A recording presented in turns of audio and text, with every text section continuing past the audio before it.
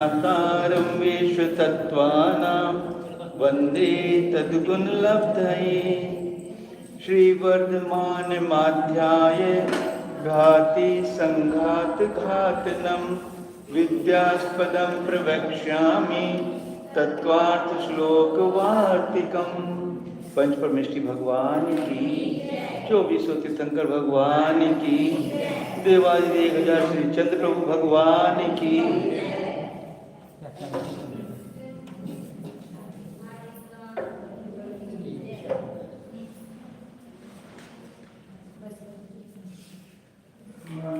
परम पूजाचार्य श्री शांति सागर जी महाराज की, परम पूजाचार्य श्री विमल सागर जी महाराज की, परम पूज आचार्य श्री सन्मति सागर जी महाराज की, परम पूज आचार्य श्री अभिनंदन सागर जी महाराज की, परम पूज आचार्य गुरुदेव सुंदर सागर जी महाराज की, गुरुदेव समंत भद्र स्वामी की जय।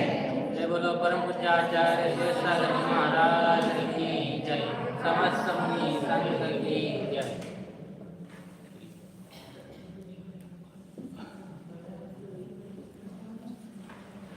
नंबर 33।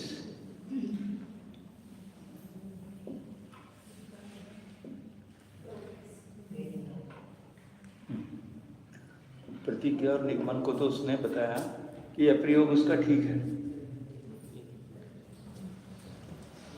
पर उपनय तो होना चाहिए है?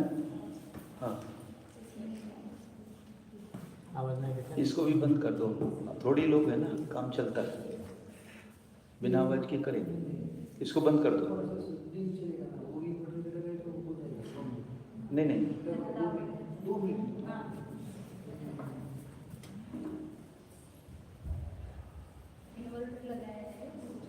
वो क्या मानता है कि हेतु को मानता है, हेतु के समर्थ, लेकिन प्रतिज्ञा निगमन को नहीं मानता। उसने कहा था कि प्रतिज्ञा और निगमन का भी प्रयोग है, नहीं तो नहीं वो करो। तो आचार्य का प्रतिज्ञा निगमन नहीं तो उपनय भी बना हो, उपनय भी क्यों बोलते थे? क्योंकि वहाँ तो सामर्थ्य से ही जान लिया जाता है, शब्दादि में सत्व हेतु है, पुनः उसके समर्थन करने की जरूरत नहीं है।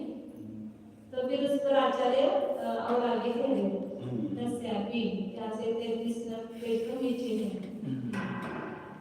तस्यापि क्वचिद अप्रयोग अभिष्ट एव विदुषां वाच्य हेतु एव ही केवल इति वचन तर्हि सविस्तर वचने गम्यमानस्य अप्रयोगः संक्षिप्त प्रवृत्तौ एव तस्य अप्रयोगात्।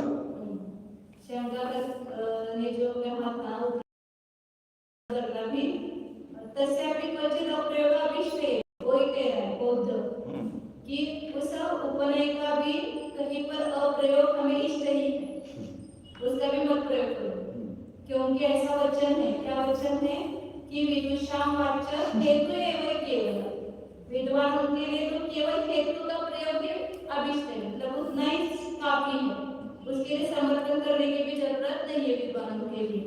इसलिए कहीं कहीं पर उपनय का प्रयोग भी नहीं करना इष्ट ही है, ऐसा कहते हैं।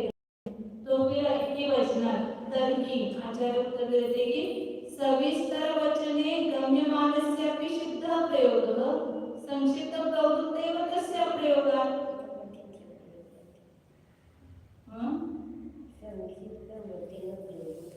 संक्षिप्त वचन प्रवृत्तेव तस्य प्रयोगात्।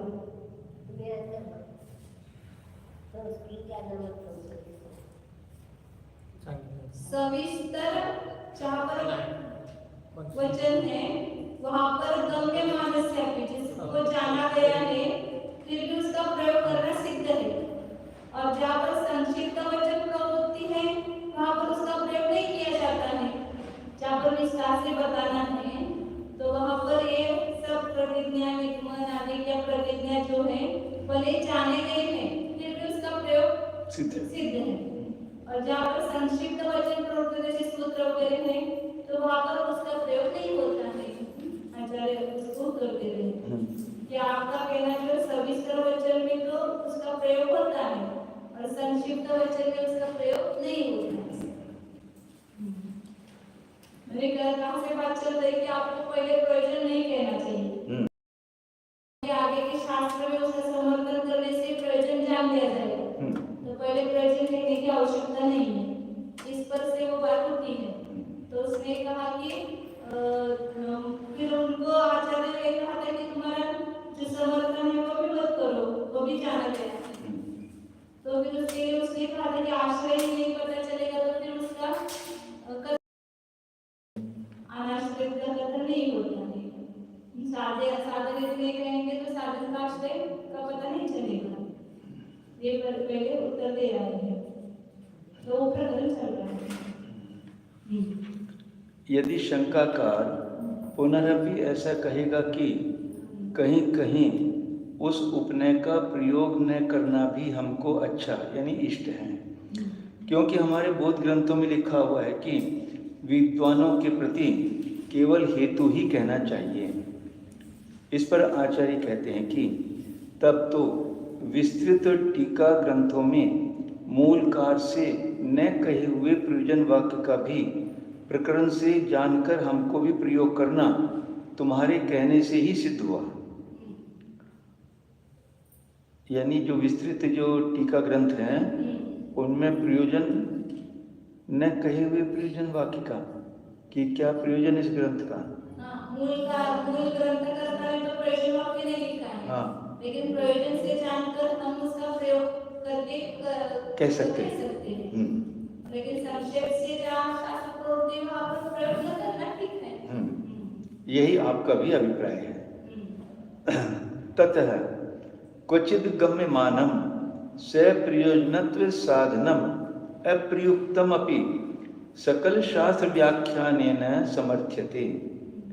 क्वचित प्रयुज्यमानम इति न एकांतः स्याद्वादिनाम अविरोधात्। कहीं पर इसलिए कोई एकांत नहीं कहना चाहिए या नहीं कहना चाहिए, इसके बारे में एकांत नहीं है।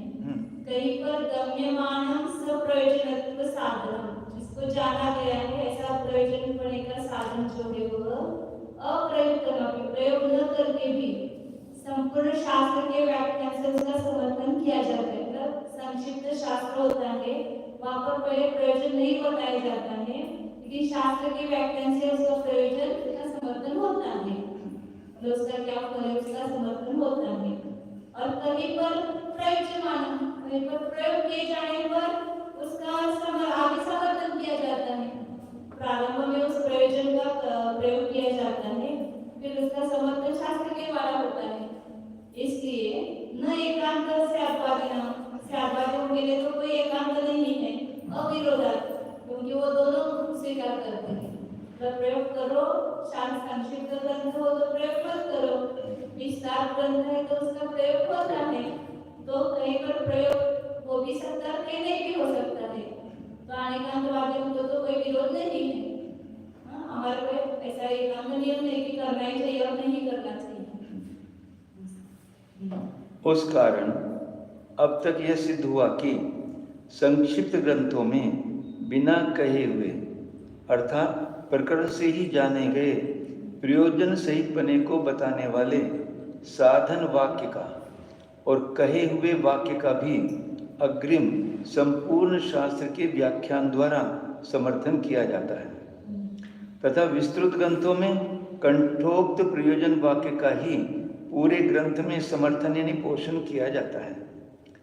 इस प्रकार अनेकांत पक्ष को स्वीकार करने पर स्याद्वादियों के मत में कोई विरोध नहीं है। पूर्व में कहा हुआ आप बौद्धों का एकांत ठीक नहीं है, उसमें विरोध आता है। सर्वथा एकांतवादिनां तु न प्रयोजन वाक्य उपन्यासः युक्तः तस्य अप्रमाणत्वात्। जो सर्वथा एकांतवादी है, जो भी बौद्ध नहीं है, मीमांसक आदि है, नित्य अनित्य एकांत मानते हैं, उनको तो प्रयोजन वाक्य का कथन करना युक्त ही नहीं है। न प्रयोजन वाक्य उपन्यास युक्त हो, क्योंकि तस्य अप्रमाणत्वात्, जो प्रयोजन वाक्य है वो मानते हैं तो वो उनमें अप्रमाणपना है, इसलिए इससे उनको तो कथन नहीं करना चाहिए एकांतवादी हो। सर्वथा एकांत पक्ष का आग्रह करने वाले बौद्ध मीमांसक नैयायिकों के शास्त्रों में तो प्रयोजन वाक्य का कथन करना युक्त ही नहीं है, क्योंकि प्रयोजन वाक्य को ये लोग प्रमाण नहीं मानते हैं। प्रयोजन वाक्याचे उदाहरण प्रयोजन वाक्य तेच येतं आपलं सांगितलं ते घाती अध्याय घात संघात घात हे प्रयोजन असते ना, दो प्रयोजन बताए ना उसके, एक चारों ओर से बुद्धि का आगमन होना और कर्मों का नाश होना, ये दो प्रयोजन इस शास्त्र के हैं। इस शास्त्र के दो फल हैं, ये श्रोताओं को चारों ओर से बुद्धि की प्राप्ति होगी और कर्मों का नाश होगा। और उदाहरण दूसरा शास्त्र को लिखने का क्या प्रयोजन है, उस प्रयोजन से मतलब है। क्यों लिख रहे हो शास्त्र, उदाहरण और पूजन क्यों कर रहे हो, प्रयोजन पूजा का प्रयोजन प्रयोजन क्या है, दीक्षा क्यों ले रहे हो, दीक्षा का क्या प्रयोजन। फल बोलो तो भी चलता है, फल बोलो तो भी चलता है। जैसे फल भी आपने दो प्रकार के फल बताए, साक्षात फल और परंपरा फल। जैसे अज्ञान की निवृत्ति और ज्ञान की प्राप्ति, असंख्य गुणी कर्मों की निर्जरा, ये प्रयोजन, इसको ही फल कहते हैं। हाँ, तद आगमः प्रमाणम इति चेत स अपौरुषेयः पौरुषेयः वा। अब वो शंका कर कह रहा हम उसको आगम मानते हैं, जो वाक्य प्रयोजन वाक्य उसको आगम मानते हैं, उसको प्रमाण मानते हैं, आगम प्रमाण को मानते हैं। तो फिर उनको दो प्रश्न किए, वह आगम कौन सा है आप जिसको उसको आगम मानते हैं, तो अपौरुषेय पौरुषेय वा, तो विकल्प प्रस्तुत किए, वो आगम कौन सा है, अपौरुषेय मतलब किसी पुरुष के बिना रचे हुए हैं या किसी पुरुष ने उसकी रचना की है, पौरुषेय मतलब जिसकी पुरुष ने रचना की उसको पौरुषेय कहते हैं, और अपौरुषेय मतलब किसी पुरुष ने रचना नहीं की है, वो अनादिकाल से चला रहा है, उसको पौरुषेय कहते हैं। तो आगम को प्रमाण कैसा है आप जो मानते हो, अपौरुषेय मानते हो कि पौरुषेय। न तावत आद्य पक्ष कक्षीकरणम अथ अतः धर्म जिज्ञासेति प्रयोजन वाक्यस्य असिते है। पहला जो पक्ष है वो उसको पक्ष को कक्षीकरण मतलब स्वीकार करना।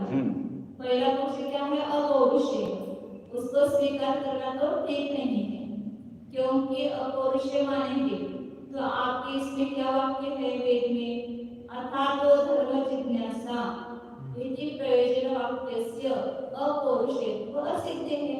अतः शब्द क्या बोलता है, कहता है अब यहाँ पर धर्म जिज्ञासा होती है, ऐसा वाक्य है, तो अब यहाँ से धर्म जिज्ञासा होती है। वैसे प्रयोजन वाक्य उसमें अपौरुषेय होने की सिद्धि नहीं है, अब धर्म जिज्ञासा होती है मतलब अगर किसी पुरुष ने ही उसको रचा ऐसा हो गया ना, अपौरुषेय होना सिद्ध नहीं होता है।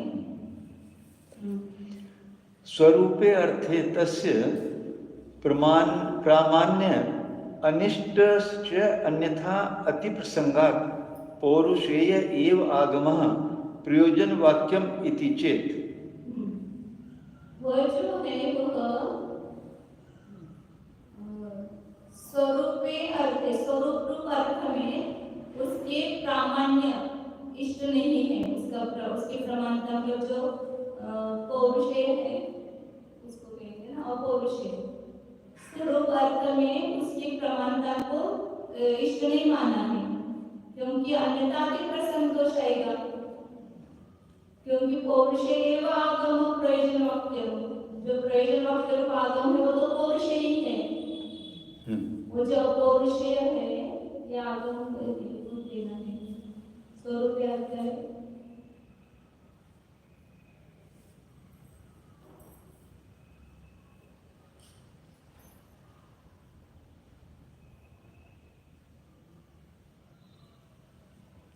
तस्य किसको लेना है, वो स्वरूप अर्थ तस्य प्रामाण्य अनिष्ठित, तस्य मतलब ये पौरुषेय लेना है। आगम स्वरूप एक बनाए हुए पौरुष ये आगम स्वरूप ही मानोगे तुम।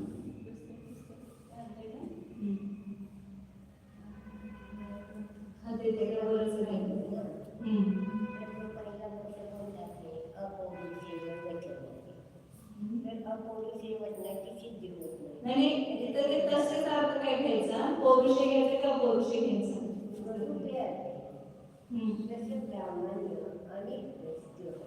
ये किसने कहा आचार्य ने कहा कि अर्थात और ब्रह्म जिज्ञासा ये जो प्रयोजन वाक्य है उसमें अपौरुषेयपने की सिद्धि नहीं है। अब वो कहेंगे कि स्वरूप के अर्थ में जो है उसकी प्रमाणता का निश्चय नहीं, मतलब प्रमाणता अनिष्ट है, नहीं तो क्या हो जाएगा, अति प्रसन्न दोष आएगा। पौरुषेय एवं आगम प्रयोजन वाक्य, जो प्रयोजन वाक्य रूप जो आगम है वो पौरुषेय ही है, ऐसा ही नीचे ऐसा कोई कहता है तो फिर आचार्य पुनः प्रश्न करते हैं उनको कि आगे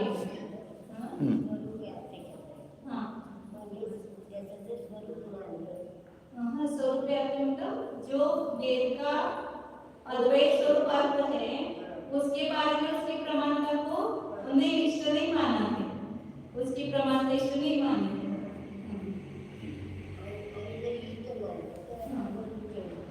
मतलब जो प्रयोजन बताने वाले वाक्य है, प्रयोजन को बताने वाले वाक्य रूप जो आगम है उस आगम को स्वरूप रूप अर्थ को कहने में प्रमाण का स्वीकार नहीं किए। मतलब जो प्रयोजन वाक्य वो स्वरूप को नहीं बता रहे, स्वरूप को बताने वाले जो वाक्य है वो पौरुषेय है, लेकिन ये अर्थात और धर्म जिज्ञासा वगैरह जो वाक्य है ना वो प्रयोजन को बताने वाले वाक्य है, उसको पौरुषेय माना है, लेकिन जो स्वरूप को बताने वाले अर्थ है ना उसमें एक पौरुषेय वाक्य प्रमाण नहीं है, ऐसा उनको कहना है। स्वरूप को जो बताने वाले स्वरूप है वो जो अद्वैत जो भी उनका जो स्वरूप बताने वाले जो अर्थ है वो अपौरुषेय है। हाँ, वो अपौरुषेय और जो प्रयोजन बताने वाले हैं वो पौरुषेय है, धर्म की जिज्ञासा तो इस प्रयोजन वाक्य रूप आगम जो है पौरुषेय उस स्वरूप रूप अर्थ में प्रमाण नहीं है, उसको प्रमाण नहीं माना, प्रामाणिक स्वीकार नहीं किया है, नहीं तो फिर सब जगह अतिक्र संतोष आएगा। कुतः अस्य मान्य निश्चय, फिर आचार्य ने उनको प्रश्न किया कि ये जो प्रयोजन पौरुषेय प्रयोजन वाक्य है इसके प्रामाण्य का निश्चय कैसे होगा, किससे होगा? मतलब प्रामाण्य के निश्चय दो प्रकार से होता है ना, स्वतः और परतः। तो स्वतः है कि परतः, ऐसा पूछना है प्रामाण्य जो प्रयोजन वाक्य रूप आगम है और उसको पौरुषेय मानते नहीं हो उसकी प्रमाणता का निश्चय कैसे होगा? स्वतः एव इति चेत् न स्वतः प्रामाण्य एकांतस्य निराकरिष्यमानत्वात्। स्वतः ही मानेंगे तो आगे हम उसका निराकरण करने वाले, प्रामाण्य स्वतः इसका प्रकरण आएगा तो वहां पर प्रामाण्य स्वतः प्रामाण्य एकांत का निराकरण आगे करने वाले। मतलब मीमांसक जो है ना प्रामाण्य की उत्पत्ति स्वतः ही मानते हैं और अप्रामाण्य की उत्पत्ति कर्ता मानते हैं, तो इसलिए प्रामाण्य एकांत की स्वतः मानना का निराकरण करने वाले आगे परतः एव आगमस्य प्रामाण्यम इति अन्ये तेषामपि न इदं प्रमाणं सिद्ध्यति। परतः प्रामाण्यस्य अनवस्थादि दोष दूषितत्वेन प्रतिक्षेप्यस्य मानत्वात् प्रतीति विरोधात्। दूसरे इन्होंने क्या माना, मीमांसक ने कि प्रामाण्य स्वतः ही है, तो उसका निराकरण आगे करेंगे। प्रामाण्य की दो होते हैं, एक उत्पत्ति और नियति। तो प्रामाण्य की उत्पत्ति कैसी होती है, परता होती है। प्रामाण्य की नियति कैसी होती है, कथनचित स्वतः कथनचित परता होती है। तो ये मीमांसक स्वतः ही मानते हैं, तो उसका निराकरण आगे करने वाले हैं। और कोई आगम प्रामाण्य को परता ही मानते हैं, आगम की प्रमाणता की निर्णय कैसे होता है, पर से ही होता है। तो तेषाम अपनी नए जब प्रमाण सिद्ध, उनका भी ये कहना प्रमाण सिद्ध नहीं होता है, क्योंकि यदि परता प्रामाण्य मानेंगे तो फिर अनवस्था दोष आएगा। पहले के दूसरे से सिद्ध होगा, फिर दूसरा किससे सिद्ध होगा, तीसरे से सिद्ध होगा, तीसरा कैसे सिद्ध होगा, चौथे से। मतलब पहले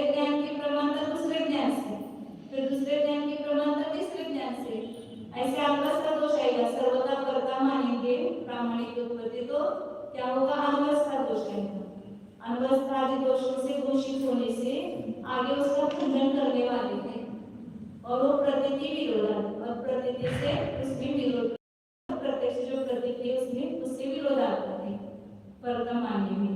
क्योंकि अब हम उसको प्रत्यक्ष देख रहे हैं कि अभ्यास दशा में ज्ञान स्वयं उत्पन्न होता है, स्वयं उसकी व्यक्ति भी होती है, और जहाँ पर अपरिचित दशा है वहाँ पर वो कर्ता होता है।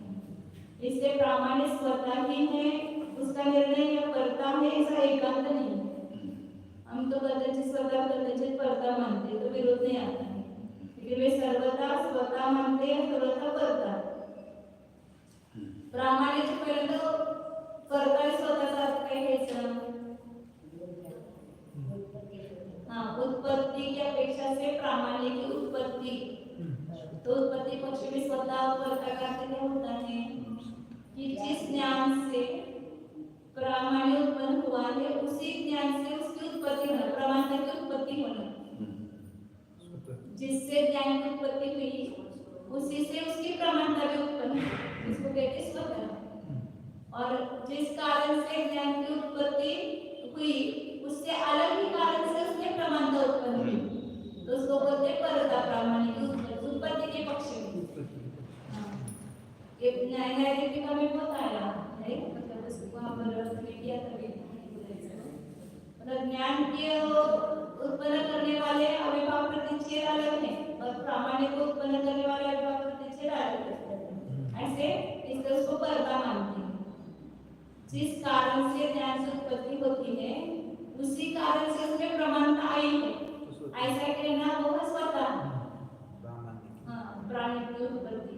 और जिस कारण से ज्ञान की उत्पत्ति हुई है उससे भिन्न कारणों से उसकी प्रमाणता की उत्पत्ति, दो कार्य है, एक ज्ञान रूप कार्य और एक प्रमाणता रूप कार्य। तो दोनों की उत्पत्ति एक से ही मानना स्वतः, और दोनों की उत्पत्ति भिन्न भिन्न कारणों से मानना ही परता।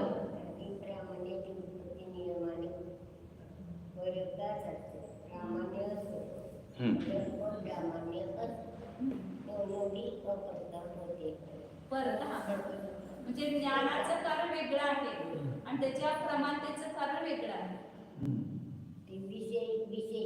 प्रमाणता असो या प्रमाणता असो, प्रमाणता हो या प्रमाणता हो, उसकी उत्पत्ति जो है वो उसके लिए अलग कोई कारण है। जैसे वो दृष्टांत रूप से बाह्य निमित्त की अपेक्षा से देते हैं।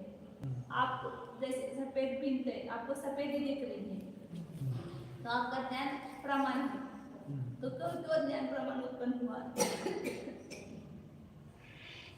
तो आपकी आंखें बराबर है, आंखों में कोई दोष नहीं,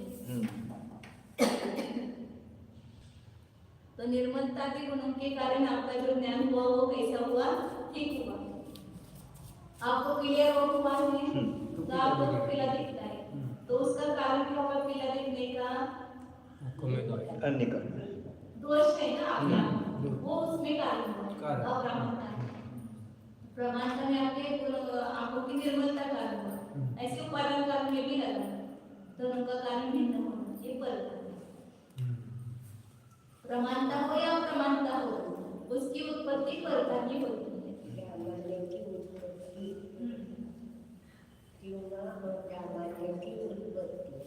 परताच होता है।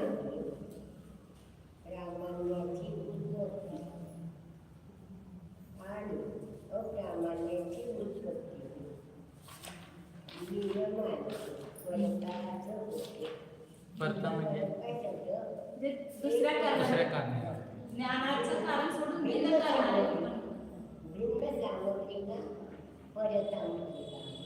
भिन्न सामग्रीने उत्पन्न होणार। ज्ञानाची सामग्री वेगळी आणि प्रामाण्याची सामग्री वेगळी, त्याला म्हणायचं परता।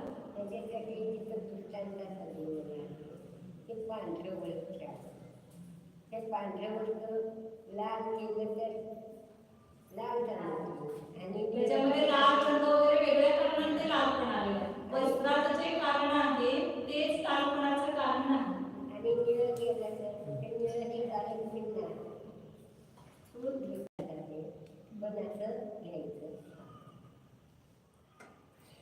इथं काय सांगितलं तर माताजीने प्रामाण्य अप्रामाण्याची उत्पत्ती. दोन्हीची पण उत्पत्ती. ठीक आहे, दोन्हीची उत्पत्ती. एक हां. मी सांगितलं. ज्ञान एक तर आपलं प्रमाण असतं ज्ञान, किंवा हां. अप्रमाण. ज्ञान आणि सत्य किंवा असत्य. तर ज्ञानामध्ये सत्यता येण्याचं कारण आणि असत्यता येण्याचं कारण दोनों भी कारण ये दूसरा कोई अन्य सामग्री उससे उत्पन्न होने की ज्ञान की सामग्री से भिन्न सामग्री से उत्पन्न होगा उसमें प्रमाणता भी और अप्रमाणता भी। प्रमाणता हुई तो उसकी सामग्री अलग है और अप्रमाणता हुई तो उसकी सामग्री ज्ञान से अलग है। यदि ज्ञान से ही प्रामाणिक या अप्रामाणिक की उत्पत्ति होती है ज्ञान से ही तो फिर सब ज्ञान प्रमाणिक होना चाहिए, ऐसा अप्रमाणिक होना चाहिए। क्योंकि एक ज्ञान हमारा प्रमाण होता है एक अप्रमाण होता है, ऐसा क्यों होता है? तो उसका कोई अलग कारण है। इसलिए वो ज्ञान से ज्ञान में प्रमाणता जो आई है वो भिन्न कारण से है। हाँ, उसके लिए वो उदाहरण वो दिया है कि जैसे सफेद वस्त्र है तो इस सफेद वस्त्र का जो कारण है वो लाल वस्त्र का कारण नहीं है, इसमें जो लालिमा आई है वो भिन्न कारण से आई है। ऐसे ज्ञान में जो प्रमाणता है वो भिन्न कारण से आई है। जे ज्ञान ज्या कारणाने उत्पन्न झालं त्याच कारणाने प्रमाणता उत्पन्न झालेली आहे, त्याचं भिन्न कारण दोष वेगळा आहे, योग्यता वेगळी आहे आणि अप्रमाणता की त्याच्यामुळे झालेली नाही, त्याच्यामध्ये दोषाधिकार आहे। ऐसा ये ज्ञप्ति उत्पत्ति पक्ष, ऐसे ज्ञप्ति पक्ष में ज्ञप्ति में निर्णय हमारा ज्ञान प्रमाण है कि नहीं है इसका निर्णय। तो वहाँ पर परिचित दशा में जो हमारा परिचित ग्राम अधिक है तो वहाँ पर स्वतः ही निर्णय होता है, और जो अपरिचित ग्राम अधिक है तो वहाँ प्रामाणिक का निर्णय परता होता है, दूसरे ज्ञान से होता है। तो जिस ज्ञान से वो ज्ञान हुआ उसी से प्रमाण का निर्णय भी हुआ तो उसको कहते हैं स्वतः, और भिन्न ज्ञान से उसकी प्रमाणता का निर्णय हुआ तो उसको कहते हैं परता। ये ज्ञप्ति के पक्ष में स्वतः परता अलग है और उत्पत्ति के पक्ष में स्वतः परता अलग है, इसका तो ज्ञप्ति में निर्णय प्रामाणिक का निर्णय 18 दशा में स्वतः होता है और 38 दशा में अपरिचित दशा में परता होता है। ज्ञप्ति म्हणजे निर्णय, मी जे जाणलं ते बरोबर आहे असा आपला निर्णय झाला तर आपला परिचित असेल तर तिथे आपल्याला लगेच निर्णय होतो की मी जाणते ते बरोबरच आहे, मी तिथे ठेवली होती वस्तू इथंच होती इथंच असते, ते मी जाणते ते बरोबरच आहे, ते आपल्याला तिथे काय होतं लगेच निर्णय होतो, त्याच ज्ञानाने निर्णय झाला स्वतः। हां, तर ते स्वतः म्हणायचं आणि त्यावेळेला निर्णय झाला नाही, अपरिचित असेल तर लगेच निर्णय होत नाही, बरोबर जाणते की नाही मी तिथं वस्तू असते की नाही किंवा तिथं पाणी आहे की नाही तिथं मंदिर आहे की नाही, दुसऱ्यांनी सांगितल्यामुळं हा मग दुसऱ्या ज्ञानाला आपण निर्णय करतो, दुसऱ्याने सांगितलं म्हणून नाही दुसऱ्या ज्ञानाने एका ज्ञान पर्यायाला पूर्वीच्या ज्ञान पर्यायाची अपेक्षा असणं, हां याला पुस्तकामध्ये स्मृती स्मर प्रतिज्ञान असं हाँ नहीं आप दूसरा फिर आप जैसे आप किसी गांव में गए नहीं तो यहाँ मंदिर होना चाहिए, ऐसे पहले आपको ज्ञान हुआ, लेकिन आपको ये निर्णय नहीं हुआ कि मैंने मंदिर है ऐसा जाना और सही है कि गलत है, फिर आपको और आगे गए आप तो वहाँ पर आपको मानस स्तंभ दिखाई दिया, मंदिर आहे। हाँ तो फिर वो ज्ञान आपको हुआ ना मानस स्तंभ का, हाँ मानस स्तंभ दिखाई दिया, ऊपर जो ये शिखर दिखाई दिया, हाँ तो मैंने जाना बराबर इधर मंदिर है, तो मैंने जो पहले जाना था उसका निर्णय दूसरे ज्ञान से हुआ, जब आपने शिखर को देखा वो जो ज्ञान हुआ उस ज्ञान से पहले ज्ञान का निर्णय हुआ, दूसरे ज्ञान की अपेक्षा क्या होती है उसको परता। तो यहाँ पर बौद्ध मीमांसक जो है प्रामाणिक उत्पत्ति स्वतः ही मानते हैं, स्वतः ही उत्पत्ति होती है ऐसा मानते हैं, तो इसलिए आचार्य उनको प्रश्न किया उनको कि ये प्रामाणिक का निश्चय, यहाँ पर निश्चय बता रहे, प्रामाणिक का निश्चय जो है वो भी स्वतः मानते हैं, तो सर्वदा स्वतः नहीं है वो कथनचित स्वतः कथनचित परता है, तो प्रामाणिक का निश्चय स्वतः ही ऐसा मानते हैं उसका हम आगे निराकरण करने वाले हैं, और परता ही मानते हैं दूसरा कोई तो उनका भी ये कथन प्रमाण नहीं है, क्योंकि सर्वथा करता ही मानेंगे, कहीं पर भी स्वतः आएगा नहीं तो करता ही रहेगी। पहले ज्ञान के प्रमाण के निर्णय के लिए दूसरा ज्ञान, दूसरे ज्ञान के निर्णय के लिए तीसरा ज्ञान, ऐसे अवस्था दोष आएगा। और ये प्रकृति से भी विरोध आता है। कोई पंडित कह रहा है कि प्रयोजन कहने वाले वचन को हम लोग आगम प्रमाण रूप मानते हैं।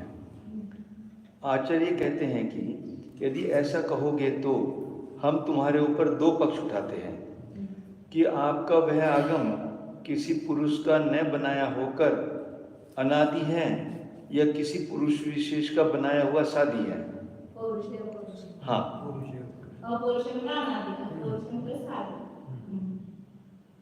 मतलब प्रयोजन को कहने वाले आगम प्रमाण मानते हैं, तो आचार्य कह रहे हो आगम तुम्हारा पौरुष है या अनंत पौरुष है।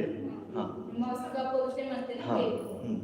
बताओ उन दोनों में से पहला पक्ष स्वीकार करना मीमांसकों को उचित नहीं है, क्योंकि मीमांस दर्शन में धर्म का हो जाना रूप प्रयोजन को बतलाने वाला पहला सूत्र है, अर्थात तो धर्म जिज्ञासा, जिसका कि अर्थ इसके अनंतर यहाँ से धर्म के जानने की इच्छा है, ऐसा होता है।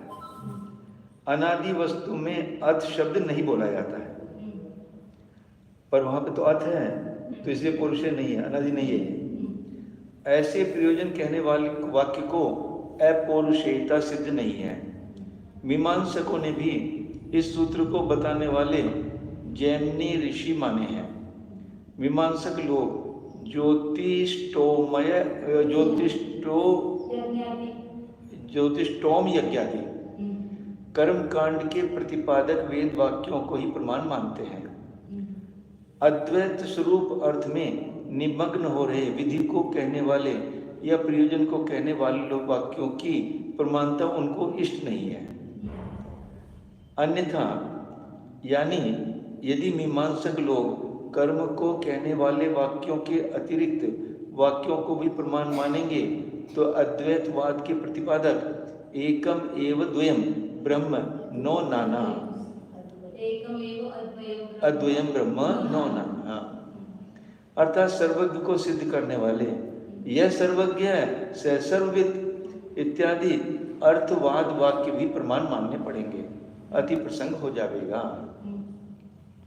यदि वाक्य को नैयायिकों के अनुसार मतानुसार विशिष्ट पुरुष के द्वारा बनाए हुए पौरुषेय आगम स्वरूप ही मानोगे तो उस नैयायिक के माने हुए आगम को, यहाँ पे सूर्य पे अर्थ को ये लेना पड़ेगा शायद कि जो आगम को स्वरूप मानते हैं आगम ये ऊपर हो गए ना, ये जो मीमांसक हैं, हाँ, वो स्वरूप के अर्थ में जो वाक्य आते हैं स्वरूप अद्वैत स्वरूप को कहने वाले या प्रयोजन वाक्य उसको इष्ट नहीं प्रामाण्य नहीं मानते। अच्छा, प्रमाण नहीं मानते। जो कर्मकांड के वाक्य है हम विश्ववादी देखो उसको ही प्रमाण मानते हैं, स्वरूप को नहीं मानते। हाँ, तो इसलिए अन्यथा देखकर संतोष है वो। हाँ, यदि प्रयोजन वाक्य को नैयायिकों के मतानुसार विशिष्ट पुरुष के द्वारा बनाए हुए पौरुषेय आगम स्वरूप ही मानेंगे तो उस नैयायिक के माने हुए आगम को प्रमाण पने का निश्चय कैसे किया जाएगा?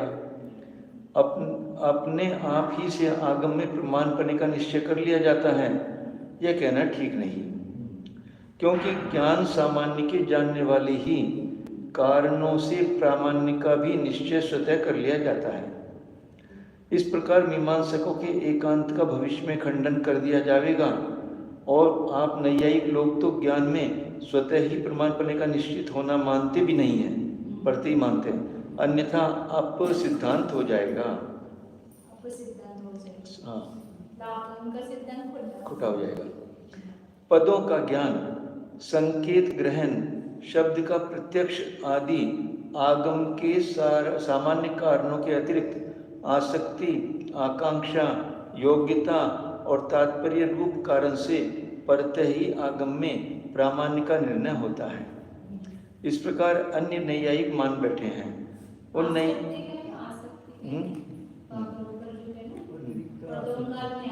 संकेत ग्रहण, शब्द का प्रत्यक्ष आदि आगम के सामान्य कर्मों के अतिरिक्त क्या लिखा है उसमें?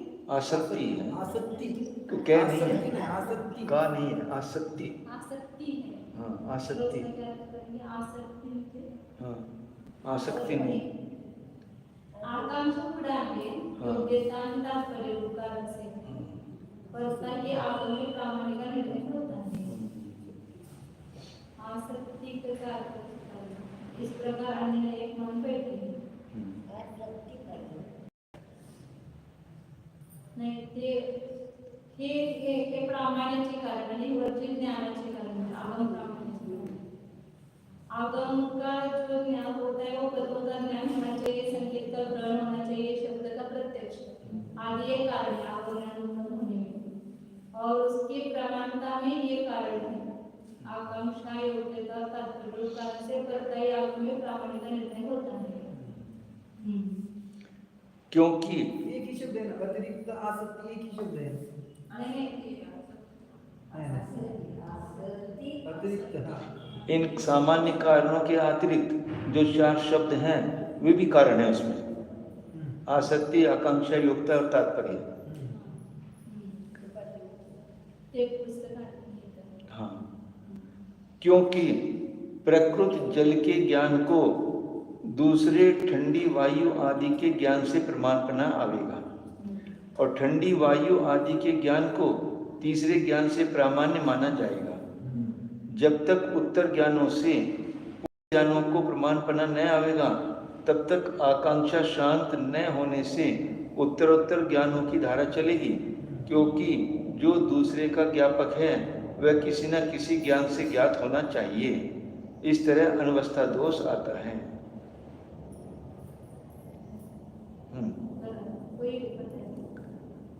द्वितीय ज्ञान को प्रथम ज्ञान से प्रामाण्य मानोगे और प्रथम ज्ञान को द्वितीय ज्ञान से प्रमाणपना लाओगे तो अन्योन्याश्रय दोष भी आएगा।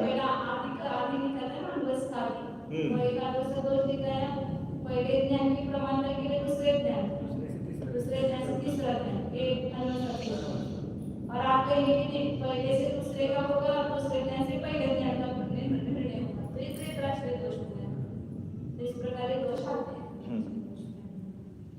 एवं संवाद, प्रवृत्ति और प्रमाणपना इन तीनों से प्रमाणपने का निश्चय माना जाए तो चक्रक दोष भी आता है। संवाद, प्रवृत्ति और प्रमाण। संवाद से प्रवृत्ति, प्रवृत्ति से ये है जो इससे फिर ये वापस मतलब किसी ज्ञान को जाने से उससे बराबर जाना है कि उसका संवाद होगा, फिर उसमें प्रवृत्ति होगी और फिर उसमें प्रमाण बनेगा नहीं, तो चक्र दोष है। 3 हो गए तो चक्र दोष और 2 ही होते तो इतरेत दोष। जो इसके आश्रित है इसके आश्रित तो इतरेत दोष और एक 3 है ये इसके आश्रित बना ये इसके आश्रित प्रमाण बना संवाद तो चक्र दोष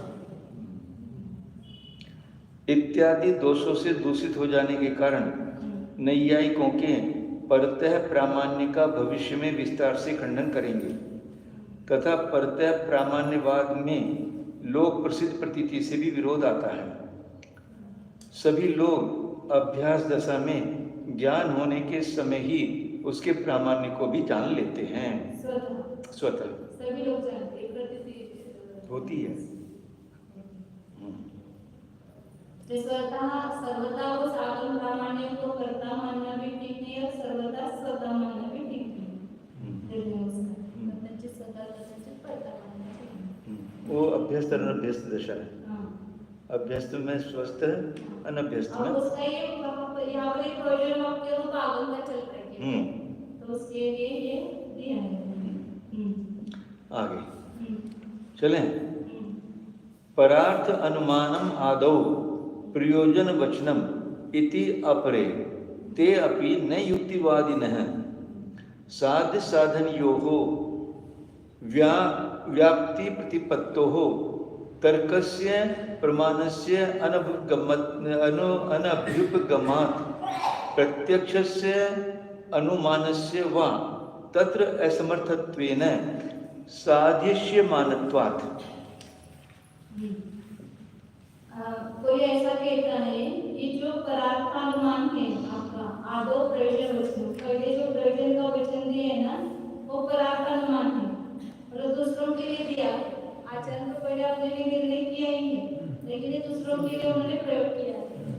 ऐसा दूसरा कोई कहता है तो वो कहते हैं कि वे भी युक्तिवादी नहीं है, क्योंकि साध्य साधन योगो व्याप्ति प्रतिपत्तो, साध्य और साधन में जिसने व्याप्ति का ज्ञान कर लिया है उसको व्याप्ति को जानने में तर्कस्य प्रमाणस्य और अनभिप्रेत, आपने तर्क प्रमाण स्वीकार नहीं किया है, अनुमान कैसे उत्पन्न होगा? परार्थन पहले तर्क प्रमाण स्वीकार करना पड़ेगा, तो उससे अनुमान की उत्पत्ति होगी, व्याप्ति का ज्ञान होगा, व्याप्ति का ज्ञान होगा तो अनुमान उत्पन्न होगा, और अनुमान उत्पन्न होगा तो आप उसके लिए प्रयोग करेंगे।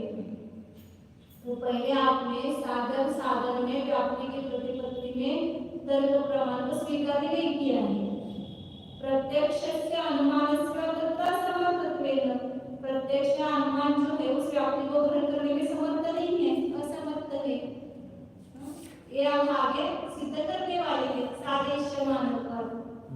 प्रत्यक्ष अनुमान व्याप्ति को विषय नहीं कर सकते, तो उस व्याप्ति को ग्रहण करने में असमर्थ है, क्योंकि प्रत्यक्ष का विषय तो जो सामने दिखाई दे रहा है वर्तमान में वही है, और अनुमान का विषय जो है वो परोक्ष ही है, व्याप्ति को ग्रहण करना नहीं है।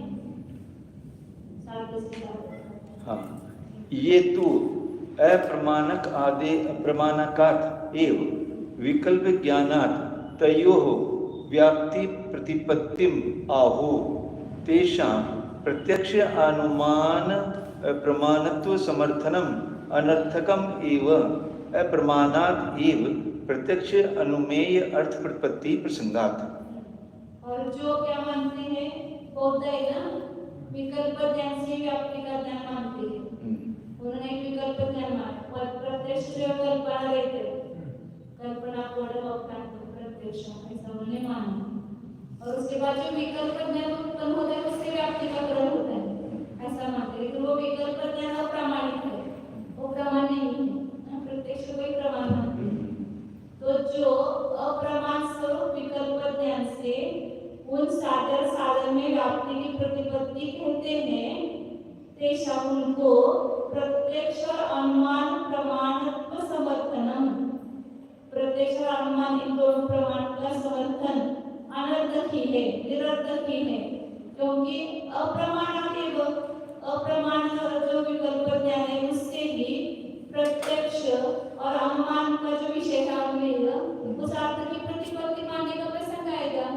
विकल्प ज्ञान से व्याप्ति ज्ञान मान रहे हैं, तो ऐसे ही वो अप्रमाण स्वरूप विकल्प ज्ञान से प्रत्यक्ष के विषय को भी जान लेगा और अनुमान के विषय को भी जान लेगा। फिर आप प्रत्यक्ष और अनुमान प्रमाण में क्यों स्वीकार करते हैं? उस विकल्प ज्ञान से जैसे व्याप्ति की प्रतिपत्ति को जानना होता है, ऐसे प्रत्यक्ष और अनुमेय पदार्थ का भी ज्ञान उसी से हो जाएगा विकल्प ज्ञान से, और उस विकल्प ज्ञान को अप्रमाण मानते हैं।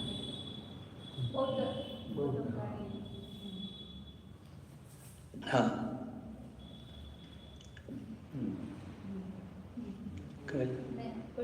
हाँ, ग्रंथकार को उस ग्रंथ के प्रमेयों के ज्ञान से स्वयं तो कुछ प्रयोजन सिद्ध करना ही नहीं है, क्योंकि वो तो जानते हैं ग्रंथ के प्रयोजन क्या है, क्योंकि ग्रंथकर्ता को तो ग्रंथ रचना के पूर्व में ही भाव ग्रंथ से प्रबोध और कर्म हानि रूप फल प्राप्त हो चुका है। ये तो दोनों ने बता दिए पहले, घाती कर्म और ये बोध ज्ञान की प्राप्ति, बोध की प्राप्ति। भविष्य में शिष्यों के लिए उस फल की प्राप्ति हो, इस परोपकार बुद्धि से प्रेरित होकर ग्रंथ के आदि में शास्त्रकार का फल बतलाना उपयोगी है। अतः स्वयं अपनी आत्मा रूप दृष्टांत में निश्चित किए हुए अविनाभाव रखने वाले विद्यास्पद हेतु से सत्ज्ञान की प्राप्ति और कर्मों का नाश रूप साध्य का ज्ञान कराना रूप प्रयोजन का प्रतिपादक वाक्य परार्थमान स्वरूप है, जो शिष्यों को बताने के लिए। ऐसा कोई न्यारे वृद्ध वैशेषिक कहते हैं। हाँ, ऐसे कोई न्यारे वृद्ध वैशेषिक कहते हैं। और साथ में अपने ग्रंथों के प्रारंभ में द्रव्य गुण कर्म सामान्य विशेष समवाया भावानां सप्तानां पदार्थानां साधर्म वैधर्म ज्ञानात् निश्रेयस साधिगमः। उनका सूत्र है वैशेषिकों का। ये 7 प्रकार के पदार्थ मानते हैं। कौन-सा? द्रव्य, गुण, कर्म, सामान्य चार हो गया, विशेष, समवाय और अभाव, ये 7 पदार्थ हैं। द्रव्य अलग मानते, गुण अलग मानते, कर्म अलग, सामान्य अलग, विशेष अलग और समवाय और अभाव, ये 7 पदार्थों को मानते हैं। और इनके साधर्म्य और वैधर्म्य का ज्ञान होने से, साधर्म्य में सदृशता, विसदृशता, इसका ज्ञान होने से मोक्ष की प्राप्ति होती है। इत्यादि प्रयोजन वाक्यों को भी पराक्रम सिद्ध हुआ मानते हैं। आचार्य कहते हैं कि उन वैशेषिकों का कथन भी युक्तिवाद से रहित है, क्योंकि साध्य और साधन की व्याप्ति का ग्रहण तर्क ज्ञान से ही हो सकता है। सब देश और काल में उपसंहार करके साध्य और साधन के संबंध को जानने वाले तर्क रूप ज्ञान को वैशेषिक प्रमाण नहीं मानते हैं। तर्क मिथ्या ज्ञान का भेद माना है। उनके यहाँ प्रत्यक्ष और अनुमान ये 2 ही प्रमाण माने गए हैं।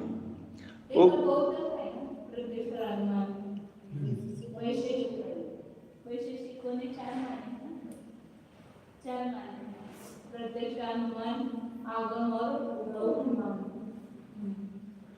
उक्त दोनों प्रमाण उस सर्व देश काल उपसंहार वाली व्यक्ति को ग्रहण करने में असमर्थ हैं। इसको भविष्य में सिद्ध करेंगे। जो बोध लोग साध्य और साधन के संबंध वस्तुतः संबंध नहीं है कि कल्पना करने वाले प्रमाण रूप से विकल्पक व्याप्ति ज्ञान से उन्हीं हेतु और साध्य के अविनाभाव संबंध का विकल्प ज्ञान हो जाना कहते हैं, उन बोधों को अपने माने गए प्रत्यक्ष और अनुमान ज्ञान को भी प्रमाण पने की समर्थन पूर्वक सिद्धि करना व्यर्थ पड़ेगा। क्योंकि अप्रमाण रूप तर्क ज्ञान से जैसे अविनाभाव का ज्ञान हो जाता है, उसी प्रत्यक्ष और अनुमान से जानने योग्य पदार्थों का अप्रमाण रूप प्रत्यक्ष और अनुमान से भी ज्ञान हो जाने का प्रसंग आ जाएगा। व्यर्थ ही प्रमाणत्व का बोझ क्यों लादा जावे। प्रत्यक्ष और अनुमान से जाने योग्य पदार्थों का अप्रमाण रूप विकल्प ज्ञान से ऐसा मानना पड़ेगा। प्रत्यक्ष और अनुमान से अप्रमाण रूप ज्ञान हो जाएगा, रूप ज्ञान से ज्ञान हो जाने का प्रसंग आ जाएगा। प्रत्यक्ष प्रमाण का बोझ क्यों लादा जाएगा। जैसे तर्क नहीं मानते हो आप, व्याप्ति का ज्ञान किससे होता है? विकल्प, अप्रमाणभूत विकल्प ज्ञान से होता है। ऐसे प्रत्यक्ष का जो विषय है और अनुमान का जो विषय है उसको भी वो विकल्प ज्ञान जान लेगा। क्यों फालतू प्रत्यक्ष और अनुमान ज्ञान मानने की जरूरत है? व्यर्थ ही प्रमाणत्व का बोझ क्यों लदा जाएगा, जान लेगा ज्ञान। हाँ, मतलब 2 प्रमाण। अच्छा, प्रत्यक्ष प्रमाणित न होते हुए उससे व्याप्ति का ज्ञान मानते हो। ऐसे प्रत्यक्ष का जो विषय और अनुमान का विषय है उसको भी वही ज्ञान जान लेगा। आप इस प्रत्यक्ष और अनुमान प्रमाण मानने की क्या जरूरत है?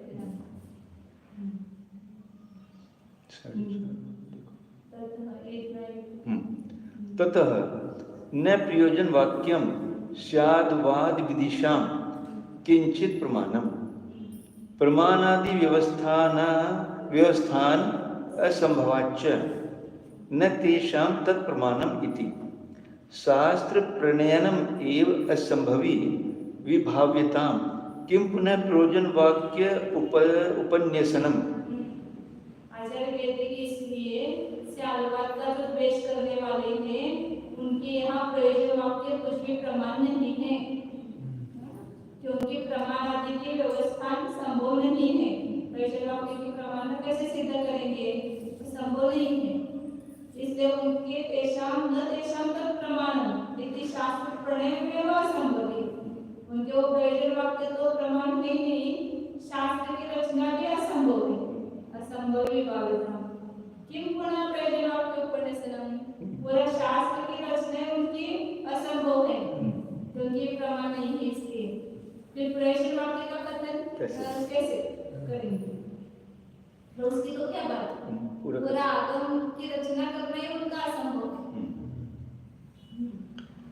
उस कारण अब तक सिद्ध हुआ कि स्याद्वा सिद्धांत में द्वेष करने वाले मीमांसक, वैशेषिक, नैयायिक और बौद्धों के शास्त्रों की आदि में लिखे हुए प्रयोजन बताने वाले यतो अभ्युदय निश्रेयस से सिद्धि, निश्रेयस सिद्धि से धर्म है, जिससे स्वर्ग और मोक्ष की प्राप्ति होती है वह धर्म है इत्यादि वाक्य किसी भी प्रकार से प्रत्यक्ष, अनुमान और आगम प्रमाण रूप से नहीं है। अन्य मतावलंबियों के माने हुए प्रमाण, प्रमेय आदि पदार्थ ही जब युक्तियों से व्यवस्थित नहीं हो सकते हैं तब प्रमाण आदि की व्यवस्था का असंभव से उनके यहाँ प्रयोजन वाक्य भी किसी प्रमाण से कैसे सिद्ध हो सकता है। और ऐसी अव्यवस्था में प्रयोजन वाक्य लिखना तो भला दूर रहा, किंतु ऐसे लोगों का तो शास्त्र बनाना ही असंभव है, यह विचार लेना चाहिए। फिर प्रयोजन वाक्य के कथन की तो बात ही दूर है।